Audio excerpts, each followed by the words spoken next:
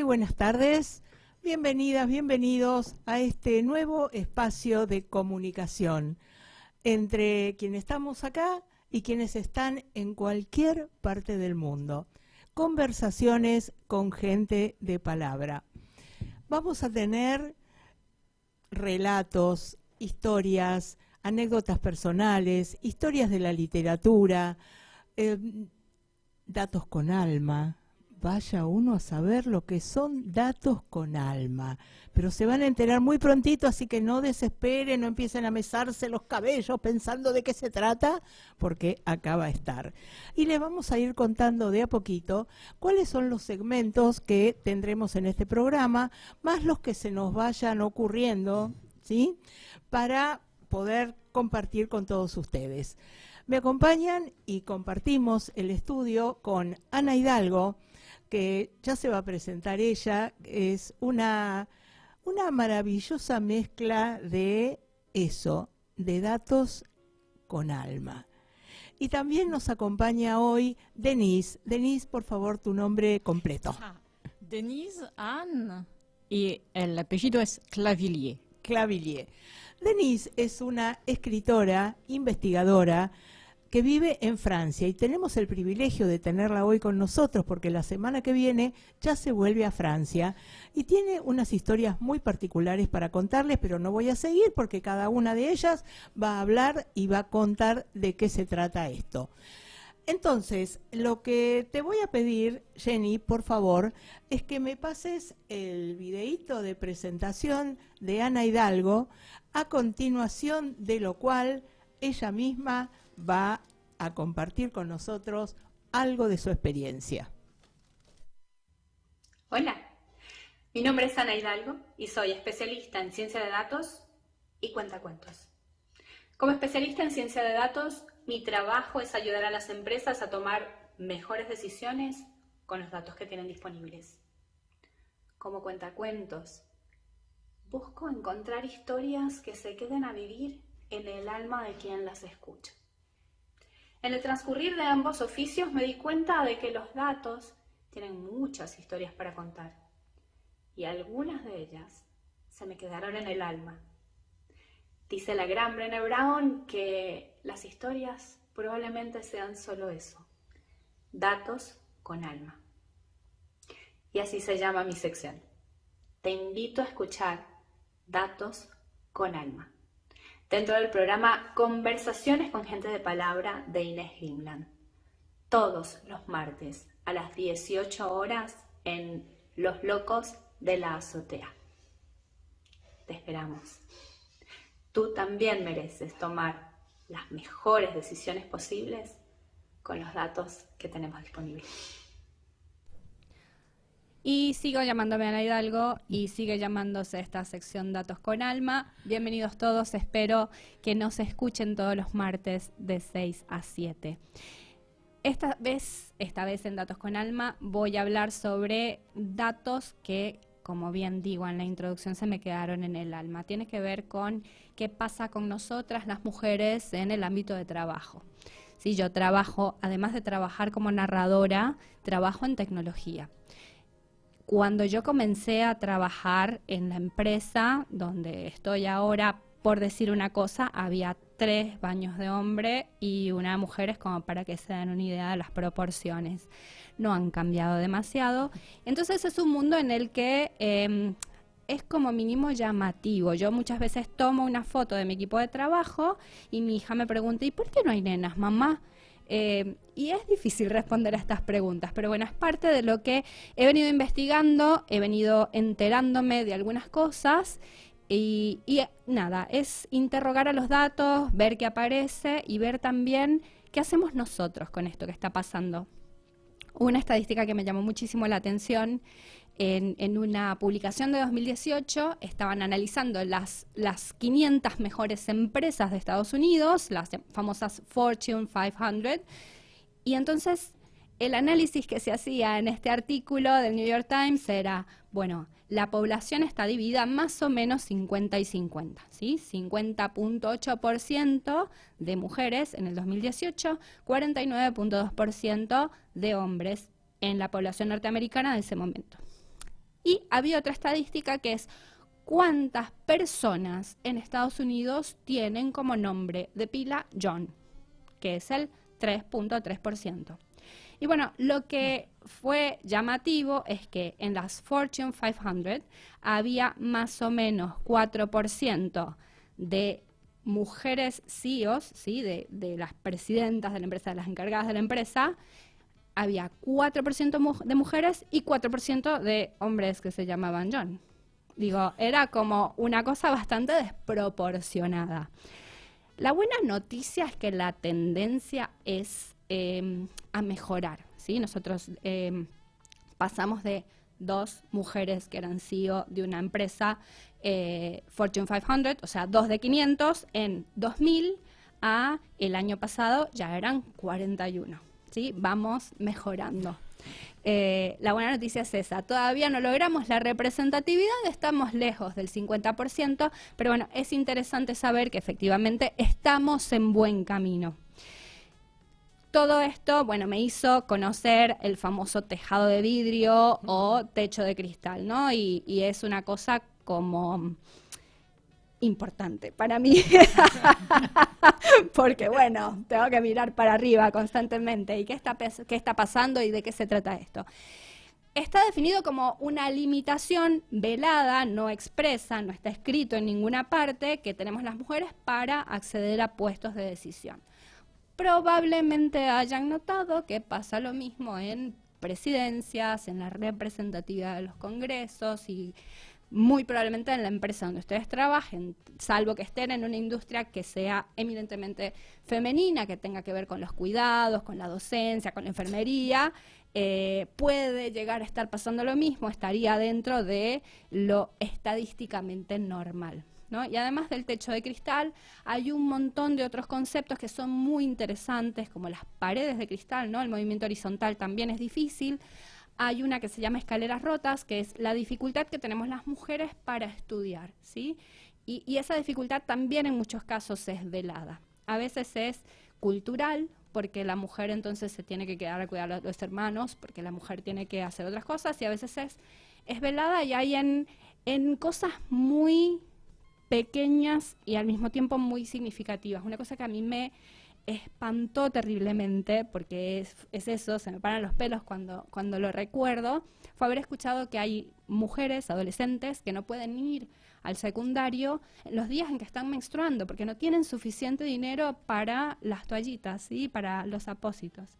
Y la verdad es que son cosas en las que uno no piensa demasiado. Por un lado, para decir qué privilegio que he tenido. Vengo de un lugar en el cual, no con mucho lujo, pero yo pude tener una carrera universitaria sin este tipo de dificultades. Y pensar en cuántas dificultades de esta naturaleza afrontan las mujeres para poder acceder a puestos de trabajo. Hay 2 cosas más en relación con esto de las mujeres y el trabajo que les traigo hoy, que tienen mucho que ver conmigo, con la forma en que encaro la manera de trabajar y con con esto de hacer escuela mediante la propia acción. Hay un chiste que me gusta, que es, ¿cuál es la diferencia entre ser asertivo y ser agresivo? La respuesta es tu género. Es uno de estos chistes, como decían antes ustedes, tragicómicos. Y hay un estudio maravilloso, les recomiendo googlearlo, buscarlo, donde hay un caso que se le presentó a estudiantes en Harvard. El caso era exactamente idéntico, ¿sí? Era la historia de un emprendedor, de una persona que había formado una empresa. Había una sola palabra distinta. En uno decía Heidi y en el otro decía Howard. Solamente se cambió, exactamente idéntico. A partir de leer el caso estudio, a los estudiantes se les preguntó qué tan competente pensaban que era la persona que había formado la empresa y al mismo tiempo si les gustaría o no trabajar para esa persona. Para quienes leyeron el estudio, el caso estudio que decía Heidi, todos dijeron, es competente, no me gustaría trabajar para ella. Para los que leyeron el que decía Howard, dijeron, es competente, me encantaría trabajar para él. Entonces, exactamente las mismas actitudes son percibidas de manera diferente de acuerdo con el género. Bien, bueno, saberlo sirve, créanme, saberlo sirve, y creo que todos formamos parte y somos responsables por, primero en nosotros mismos, detectarlo, que es súper difícil. Hay momentos en los que yo me he encontrado diciendo, ay, por Dios, qué machista que soy, ¿no? Y se supone que trabajo para esto y que investigo para esto y que soy una persona que trabaja y que estudió y que quiere seguir creciendo laboralmente, pero bueno, la cultura es algo muy fuerte y los sesgos son implícitos y a veces reconocerlos es la parte más difícil. Yo quería agregar algo a lo que está hablando, a lo que está diciendo Ana, y es que desde el lugar de la ciencia de datos, y ella va conociendo desde un espacio. Desde otro espacio, nosotros, incluso Ana, tomamos toda esta información y trabajamos desde la construcción de las historias y de los cuentos, porque también es una forma de concientizar. Nosotros contamos una historia y a través de esa historia aparecen un montón de cuestiones que, vistas de pronto, ay, pero eso, algo parecido me pasa, pero el otro día me pasó algo como eso, y lo estamos contando desde un cuento, que eso es lo que hacemos, y a través de los cuentos, muchas de nosotras trabajamos por hacer entender, y por entender nosotras también, porque nos cuesta. Como decía Ana, es muy difícil porque estamos culturalmente construidas, y hay una cosa que también vamos aprendiendo, es que la sociedad es una construcción histórica.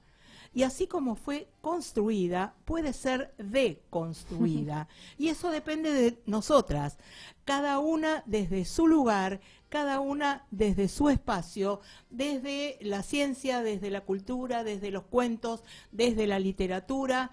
Podemos hablar de todo esto y contar, porque cuando nosotras contamos historias que tienen que ver con esta temática desde un escenario, también estamos como poniendo de frente una temática, y las personas que se encuentran con todo esto empiezan a reconocer que quizás están inmersas en lo mismo, y todo lo que nosotros vamos haciendo desde el arte, desde la escena, desde la escritura, desde dirigirnos a desmenuzar esto de los mandatos, esto del deber ser, esto de que las mujeres estamos nacidas para tal y cual cosa, acá se está riendo Denise, y ese es lo que trabajamos muchas de nosotras, por suerte, muchos hombres también, tengo que reconocerlo, pero yo creo que de nosotras depende el que nos enfrentemos con un montón de cuestiones y de situaciones.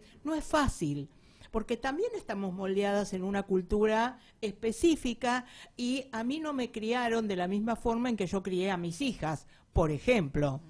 Entonces, es lo bueno cuando podemos meternos con esta temática desde distintas vertientes. No sé si querés completar algo más, Ana. Última cosa que comento, que me importa muchísimo, que es la brecha salarial. Pequeño detalle. Apenas, ¿no? Y hay una brecha salarial. Se estima globalmente que por cada $1 que gana un hombre, la mujer gana 77 centavos, ¿sí? Entonces ahí tenemos una brecha salarial importante. Esa brecha es aún mayor para las mujeres que fueron madres, ¿sí? Es lo que se llama el impuesto a la maternidad, porque se nos delega, elegimos o se nos delega la tarea de los cuidados, ¿sí? Y bueno, ahí creo que, como dice Inés, es responsabilidad nuestra también negociar otras cosas o buscar otras alternativas para poder llegar a los mismos puestos a los que, porque hay una buena noticia también, ¿sí? En Estados Unidos esa brecha es un poquito mayor, por cada $1 que gana un hombre, 82 centavos gana la mujer. Para la industria, ¿sí? Es como el global. Ahora, para el mismo rol, por cada dólar que gana un hombre, la mujer gana 99 centavos. Hay una brecha, pero no es tan grande. Entonces creo que el mayor trabajo que tenemos que hacer es poder acceder a los mismos puestos, es poder acceder a la misma educación, es poder tener las mismas oportunidades. Porque una vez que llegamos, ya está, se acabó. La brecha es chiquita, esa la vamos a corregir pronto. Pero es súper importante trabajar en que las mujeres sepamos que podemos, ¿sí? Que accedamos, que nosotras mismas defendamos nuestra posición y confiemos en que realmente también podemos acceder a posiciones de liderazgo si es lo que elegimos. Bien, conversaciones con gente de palabra. Como ven, es ecléctico este programa. Básicamente tiene que ver con la palabra, con conversar, escuchar y encontrarnos con diferentes experiencias.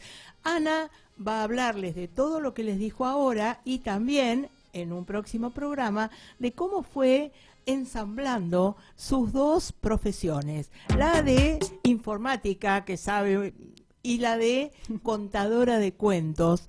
Y creo que eso es algo maravilloso, lo que podemos hacer, pero tenemos que dedicarnos, tenemos que hacerlo, tenemos que tener la fuerza, no tenemos que bajar los brazos ante todas las cosas que se nos vienen encima, porque nada es fácil en esta vida. Vamos a un pequeño intermedio musical y seguimos con una presentación de un pequeño segmento, no pequeño, perdón, Laura Di Ippolito, de un segmento que va a estar a cargo de Laura Di Ippolito, que ya les va a contar en un ratito, y después tenemos nuestra entrevista estrella del día con una mujer que creo que de alguna forma compendia muchísimo de lo que estuvimos hablando ahora. Vamos a la música, gracias Jenny.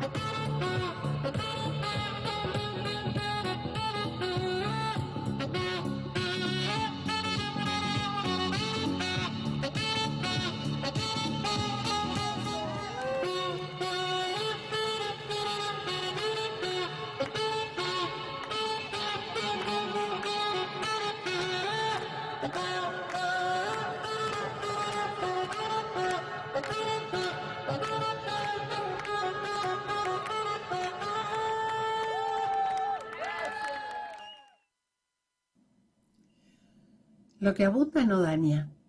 Así se llama mi sección dentro de Conversaciones con gente de palabra, el nuevo programa radial de Inés Grimland. Un espacio en el que les voy a recomendar series y libros. No siempre van a ir juntos, pero les puedo asegurar que siempre van a ser imperdibles. Así que, por favor, tengan a mano una libretita, el celular, un lápiz, una virome, un lápiz de labio, un lápiz de ojos, algo con lo que puedan anotar, porque les puedo asegurar que las recomendaciones van a ser imperdibles y no se van a repetir, porque hay tanto por explorar, que lo que abunda no daña. Mi nombre es Laura de Hipólito y los espero en Conversaciones con Gente de Palabra, el nuevo programa de radio a cargo de Inés Grimland. Vamos a presentarles ahora a Denise Anne Clavillier. Ella es doctora en literatura comparada de la Universidad de París, la identidad equivocada en el teatro occidental desde Eurípides hasta Georges Feydeau. Académica correspondiente en Francia de la Academia Nacional del Tango, académica correspondiente en Francia del Instituto Nacional Sanmartiniano, Premio General Belgrano, Instituto Nacional Belgrano. Ella dice: nací en Francia, cerca de París, donde vivo en la actualidad, ciudadana francesa. Trabajé durante 25 años como ejecutiva media de recursos humanos en distintos ámbitos, tanto empresas privadas como entidades públicas y asociativas. Hablo francés, inglés, español. Leo y escucho italiano y neerlandés. Desde junio de 2022 estoy en pleno aprendizaje del ucraniano. Si hay algo que tiene muchísimas vertientes, es esta mujer increíble, Denise Anne Clavillier. Buenas tardes, Denise. Buenas tardes, gracias por la invitación, Inés. Por favor, gracias a vos por haber aceptado. Y una de las cosas que no les dije es que la primera vez que me encontré con Denise, ella me contó que era experta, algo así como experta en la historia de San Martín y de Belgrano, y que además escribía cuentos basados en animales de la cultura de Argentina. Y lo primero que se me ocurre preguntarle a Denise es: ¿cómo llegaste, Denise, a interesarte por estas temáticas? ¿Por las temáticas de los cuentos? De los cuentos y San Martín, Belgrano, que son... Bueno, pues todo toca el mismo tema, que es la historia, pues la historia y la memoria popular, que son dos cosas distintas. La historia es una ciencia, es una metodología. La memoria es el vínculo emocional que tenemos con la historia, con lo que pasó, mejor dicho. Y pues San Martín y Belgrano son dos personajes históricos imprescindibles para entender lo argentino. El número de veces que ustedes cantan la marcha de San Lorenzo o el himno nacional durante el año escolar es impresionante. Nosotros no lo hacemos, no hacemos nada en el estilo, y hay un vínculo emocional, un vínculo sentimental de cada argentino con esos dos próceres. Así que mi objetivo, mi pretensión era difundir la cultura popular argentina allá en el ámbito francohablante de Francia, Suiza, Bélgica, y un poco más allá, si se puede. El mundo es amplio. Es amplio, se necesitan traducciones, pero empecé con las setas de tango, que son los más llamativos, lo más llamativo para un francés, un europeo, un habitante del primer mundo, que no tiene de primer mundo, pero se llama así. Y poco a poco, paso a paso, amplié mi campo de investigación. Las letras de tango ya habla de historia, ya Claro. Es un testimonio de lo que se vivió hace décadas atrás, pero hasta hoy. Así que pasar de la memoria o lo testimonial de la letra de tango a un trabajo de investigación propiamente dicho sobre San Martín el vínculo no aparece evidente acá en la Argentina, pero para mí, trabajando como trabajé, sí, porque son elementos de una sola receta de cocina, que es la cultura argentina, ¿eh?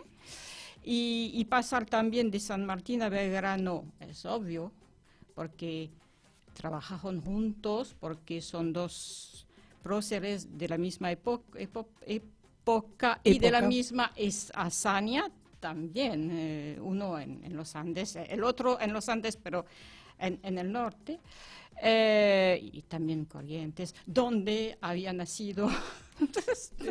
O sea, todo tiene que ver con todo, finalmente. Todo tiene que ver con todo.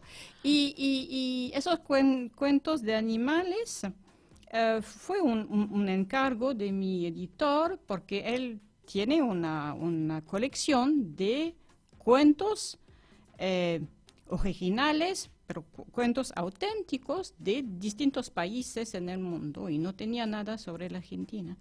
Así que me encargo de hacer algo.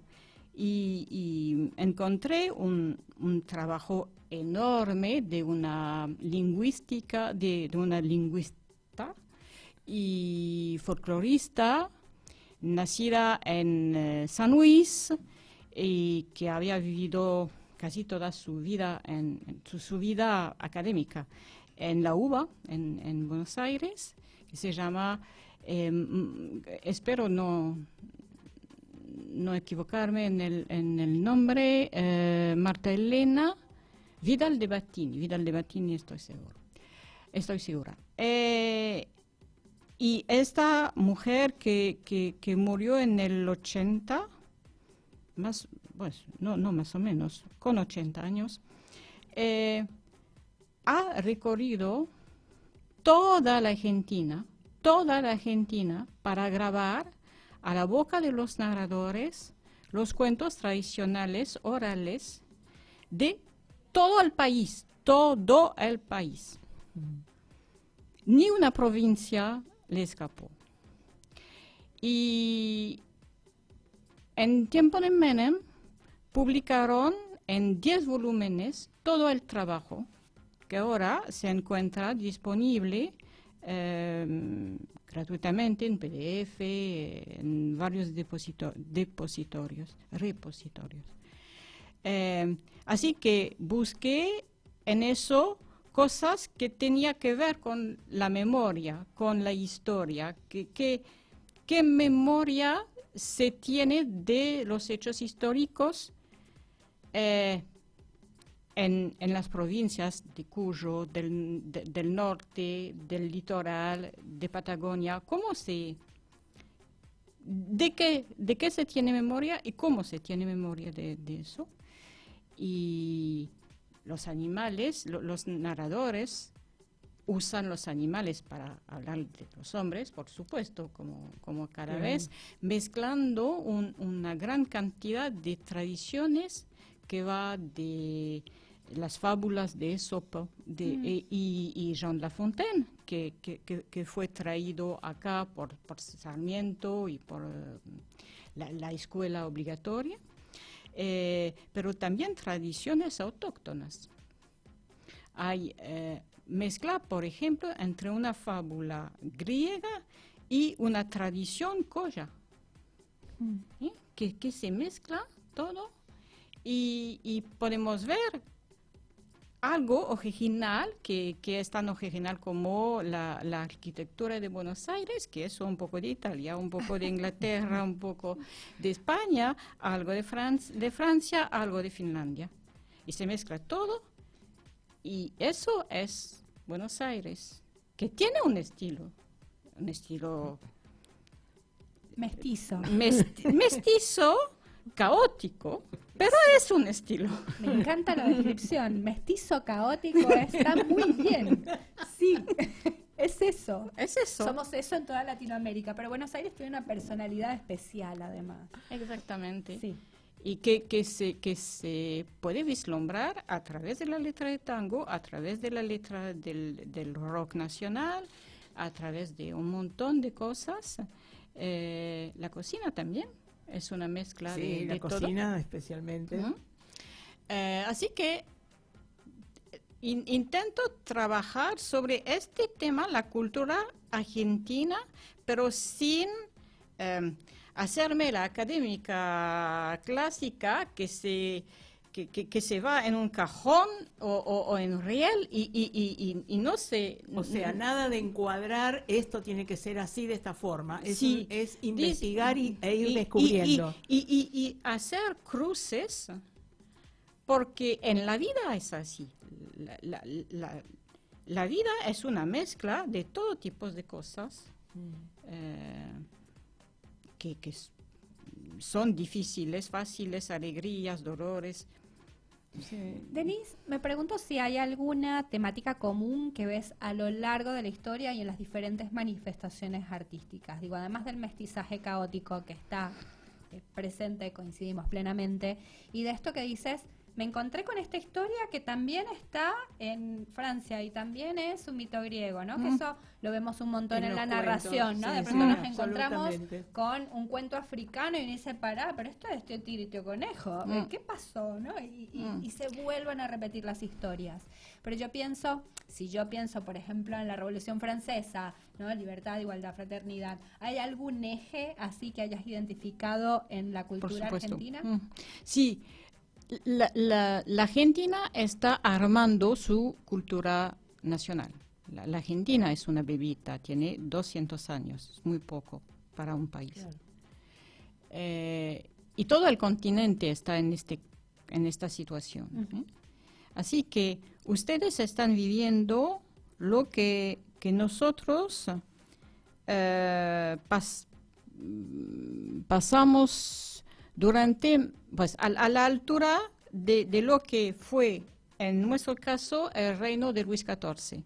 Uf, todo lo que nos falta, por Dios. No, porque se necesita 4 siglos más o menos para hacer una identidad cultural nacional. Es mucho tiempo, mucha transmisión generacional, 16 generaciones más o menos. Ustedes tienen 8, que es muy poco. Y cuando se mira un poco a Francia, el fenómeno empezó más o menos con Juana de Arco, que es el rechazo de ser inglés. Y se terminó con la Revolución Francesa, que es ahora que tenemos una identidad, una cultura, un país común, necesitamos hacer un Estado moderno. Y acá empieza la fase Estado moderno, construir, edificar, armar el Estado moderno, que nos tomó un siglo. Y después el Estado Providencia, el Estado social, con seguridad social, con sistema de pensión, etc.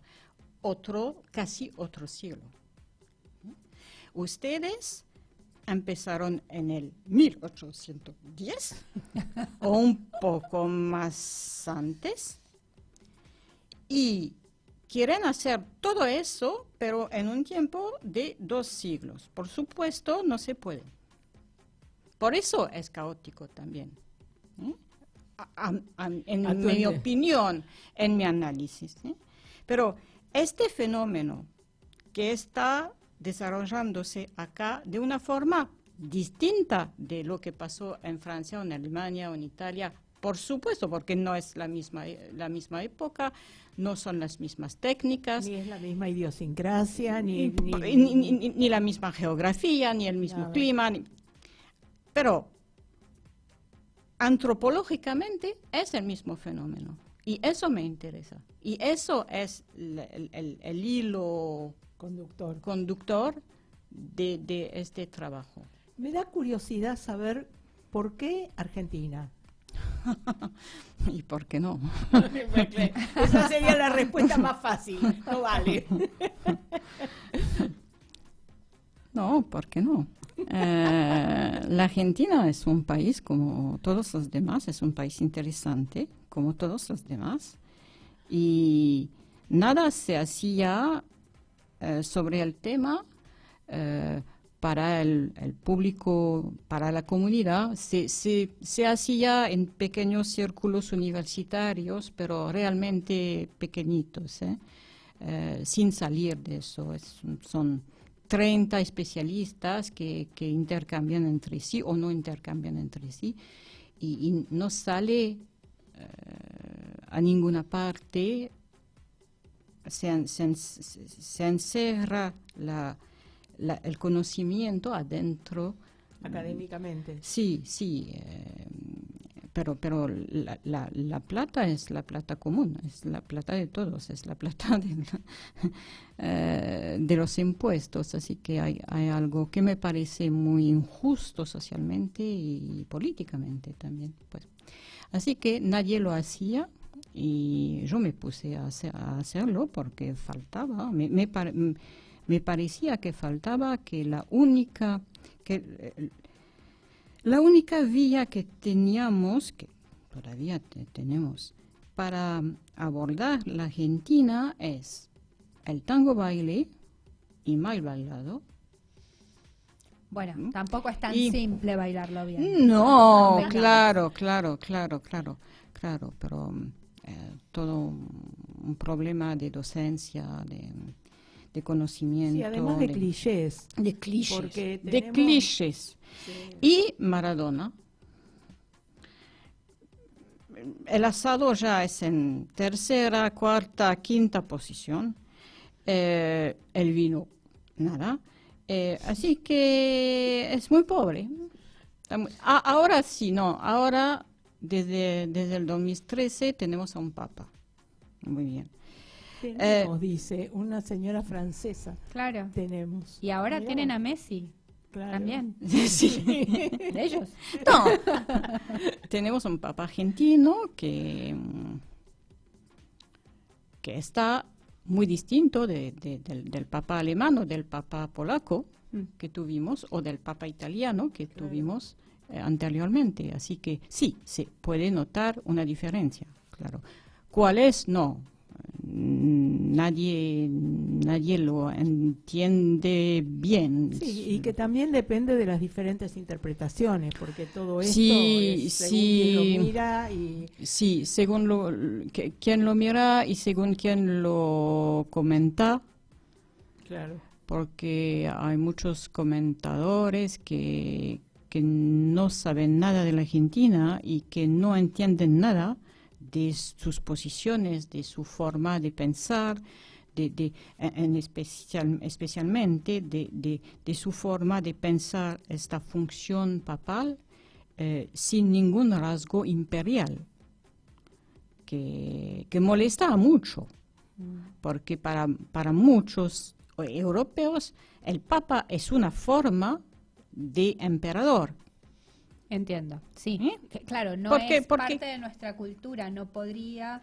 Sí, hay una cosa como de la investidura papal y de esta cosa tradicional, El casi protocolo. monárquica, claro, que no la trae porque es imposible que la traiga. Acá esto no Sí, existe. sí, no Sí, sí, sí. existe, no existe. Entiendo. La forma protocolar de comportarse del Papa Francisco está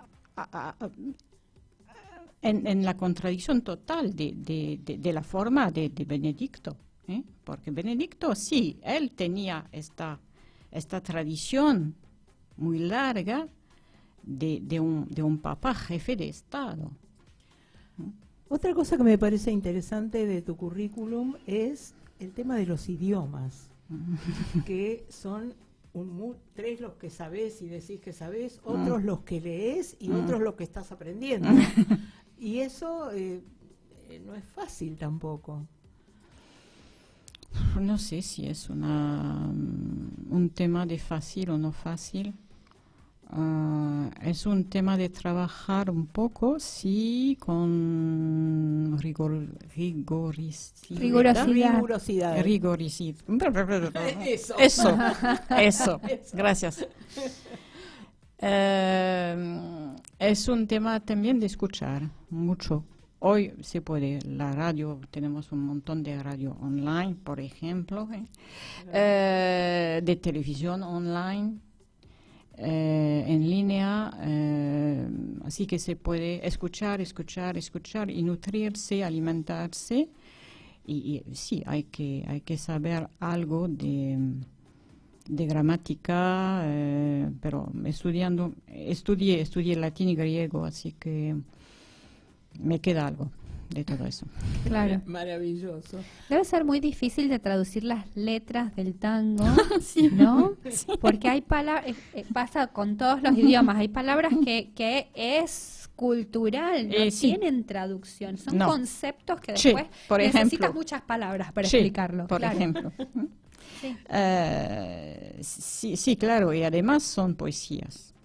Y además son poesías. Y son historias. Y son Es historias, todo eso junto. Pero la historia es lo más fácil de pasar al otro idioma. Lo que está más difícil, por supuesto, es la métrica y todo el fondo cultural del idioma que se usa para cantar.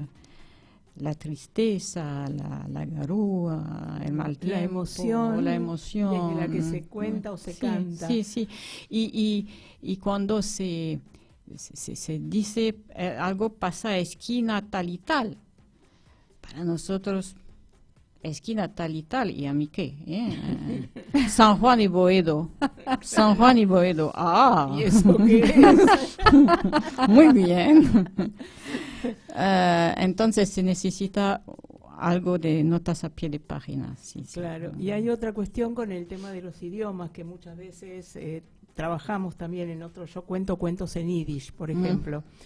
Y también es una forma de meterse aún más en cada cultura, porque una cosa es leer Tal cual. traducciones Tal y otra cual. cosa es poder leer los textos originales. Tal cual.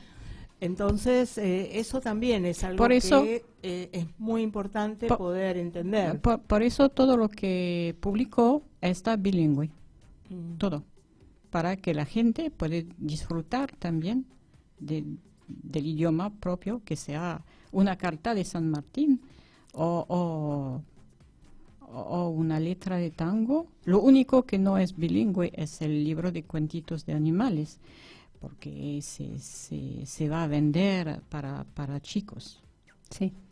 Porque el mercado está así, hay que respetar eso porque se necesita venderlo también. En el mientras tanto, uno debe poder comprar, hacer sus compras, vivir, pagar los impuestos y todo lo que implica Sí, el estar vivo en este mundo. Y si quiero difundir, necesito vender. Claro. Claro, me interesa ese proceso de escribir en 2 idiomas. Me súper intriga. ¿Vas en paralelo, haces uno y Sí. cuando ya está full revisión haces el otro? Ah, Porque es un esfuerzo. Porque además se piensa distinto en un idioma que en sí, otro. sí. Digo, no es Sí, la sí. traducción literal. Sí, hay que, pues, trabajo, comparto mi página en 2. Una parte para la parte castellano, una parte para la traducción. Y voy, para una letra de tango, voy verso por verso y hago una primera traducción que no está para difundir, que es simplemente para estar segura que entiendo correctamente. Después pregunto y consulto a un montón de gente acá para saber, ¿sabes qué quería decir Homero Expósito cuando sabes qué significaba Claro. en lo de Discépolo? No. Para evaluar, para ir más En adentro. yiddish se diría para encontrar el tam, ese gustito, esa cosa especial Sí. que tiene cada una de las expresiones. Sí. Denise, te agradecemos inmensamente, fue súper interesante, la verdad yo me quedaría charlando con ella no sé cuánto tiempo Totalmente. más. Yo también. Así que vamos a un pequeñísimo intermedio musical y cerramos, Anita y yo, haciéndonos una entrevista una a la otra. Muy ¿Te bien. parece? Me parece muy bien. Dale.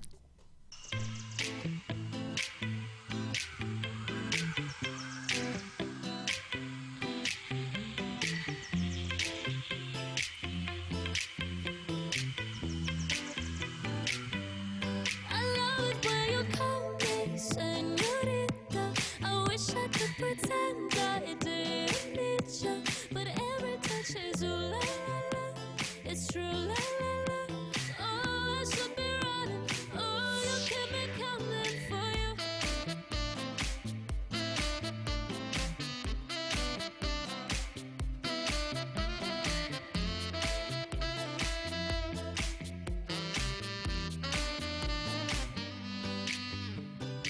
Sapphire moonlight, we danced for hours in the sunset, killer sunrise. Her body fit right in my hands, la la la. It felt like ooh la la la. I love it when you call me señorita. I wish I could pretend I didn't need you, but every touch is ooh la la la.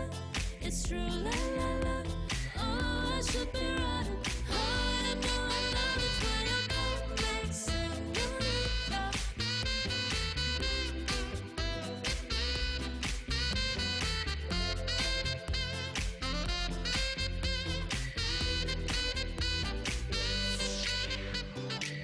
Locked in the hotel, there's just some things that never change. You say we're just friends, but friends don't know the way you taste. La la la. 'Cause you know it's been a long time coming, don't you let me fall. Ooh.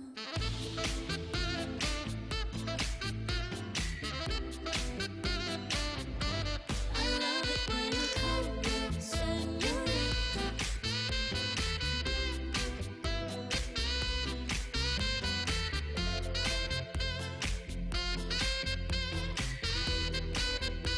Oh, I know I love it when you call me señorita.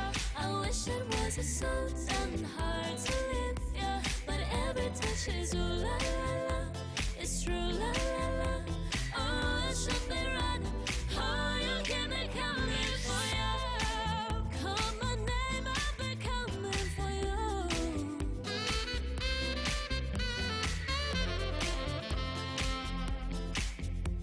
Oh, I should be running. Oh, you keep me coming for you.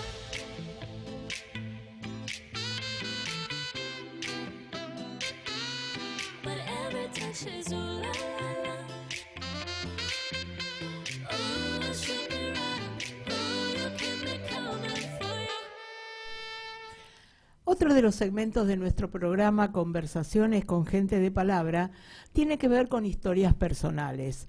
Entonces, para ir conociéndonos un poquito más, quisiera que Ana nos cuente algo de su vida, algo que tenga que ver con sus raíces, con su llegada a la Argentina, porque habrán notado el tonito dulce que tiene Ana, que no es el mismo que tengo yo, por ejemplo, y ella viene de otro lugar. Así que te escuchamos, Ana. Hay que tema, las raíces. Hay que tema las raíces. Yo nací en Venezuela, viví en Venezuela hasta mis 26 años. De ahí me fui a Chile. En Chile viví 4 años y hace 16 que vivo acá, hagan la matemática. Bien, en Venezuela, que es donde están mis raíces, bueno, crecí y es efectivamente mi raíz, mi origen, mi tierra, es el país que me vio nacer, que es una cosa muy fuerte, es muy fuerte. Son muchos años afuera del país y sin embargo Venezuela sigue siendo algo muy importante. Y en este contexto político, económico, no vamos a ahondar en ese tema, pero también muy doloroso. Hay un montón de cosas que me pasan con esto de escuchar todo el proceso de migración y ver a los nuevos migrantes y en algún lugar agradecer que lo mío fue mucho menos doloroso. Y sin embargo, yo recuerdo como pensar en la palabra desarraigo mientras paseaba en Chile, yo soy de una ciudad relativamente chica, Barquisimeto. En Barquisimeto era imposible, pero realmente imposible, o por lo menos improbable, salir a la calle y no encontrarse con alguien conocido, ¿no? Por las dimensiones y porque mi mamá es barquisimetana y mi abuela nació, creció o vivió muchos años ahí, entonces siempre estaba el tío del hermano, es salir y siempre encontrarse con alguien y ir caminando por la Alameda en Santiago lleno de gente y saber que no me iba a encontrar a alguien conocido era una cosa muy fuerte para mí, muy fuerte. Fue muy choqueante, ¿no? Y pensaba en la palabra desarraigo, que hablando de lo que es el idioma, es una palabra que me gusta mucho. Y yo me sentía como una planta cuando se arranca y caen como los terrones así, los pedacitos de tierra, ¿no? Esta sensación de me sacaron de mi lugar, que no me sacaron, nadie me forzó, fui yo sola la que tomé la decisión, pero fue muy fuerte todo ese proceso. Y después venirme para acá, ya eran 2 países que extrañaba, ¿no? Pero fue muy amable, la verdad, el proceso acá fue, creo que cuando llegué acá, el mundo se ocupó de darme todas las señales de que estaba bien, ¿no? Y tuve un proceso en algún momento de esta estadía de 16 años, de haberle hice como una especie de ritual donde agradecí profundamente a Venezuela, y como que le pedí permiso para adoptar otra tierra. Yo hoy ya me nacionalicé argentina, y fue una decisión muy difícil. O sea, yo hice ese proceso el año pasado, y ya tenía un montón de años acá. Fue un proceso realmente, me costó mucho decidirlo, y me costó mucho hacerlo, y realmente tuve que honrar a mi tierra, pedirle permiso, y asumir que estoy acá. Tengo 2 hijos argentinos, entonces ya era hora. Bueno, Inés, ¿y tú? ¿De dónde vienes con tu tonito dulce? ¿Dulce? Digamos. Yo cuando pienso en este tema de las raíces, también siento una cosa muy fuerte y muy extraña. Yo soy hija de sobrevivientes del Holocausto. Nací en Ucrania, en Kursk. Llegamos a la Argentina cuando era chica, sin documentos. Mis padres, yo digo, esa es mi novela, porque uno se va construyendo su propia novela familiar. Yo siento o me hago la idea de que ellos tiraron los documentos al mar, porque muchísima gente que llegaba a la Argentina en la época de la guerra y posterior era rechazada, deportada y vuelta a Europa. Y muchas de esas familias que llegaron murieron después en los campos. Entonces empezó a llegar mucha gente que venía sin documentos o que directamente se anotaba como católica, se cambiaba los nombres y trataban de evitar todo lo que tuviera que ver con su pasado judío europeo, cosa bastante difícil de implementar, como se darán cuenta. Y nosotros llegamos sin documentos. Mi mamá tenía un tío que vivía en Bolivia. Ese tío mío hizo que yo tuviera nacionalidad boliviana. O sea, yo tuve nacionalidad boliviana hasta el año 2000. Hasta que el año 2000, en que me pasaron muchísimas cosas muy fuertes, me divorcié.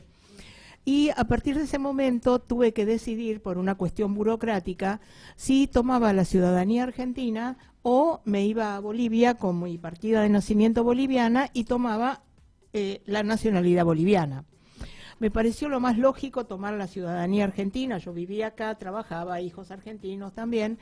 Fue todo un larguísimo proceso que les iré contando. Tardé 3 años porque el señor juez que me tocó en suerte quería saber cómo llegamos nosotros a la Argentina. O sea, cómo había entrado yo a la Argentina. En el año que yo entré, una vez le dije directamente en una carta muy amable que yo había entrado en un bolsito. Y que iba a ser difícil que encontrara alguna documentación porque seguramente en el fondo del océano no se iba a encontrar nada.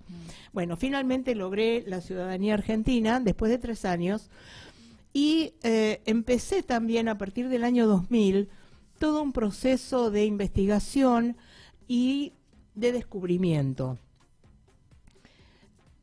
Me costó mucho saber cosas de mi familia. Mis padres no hablaban prácticamente, mi mamá dejó algunas cosas escritas que yo fui leyendo y cada vez que las leo encuentro algo que antes no vi. Es milagroso esto, pero no sé qué pasa, pero siempre encuentro algo distinto.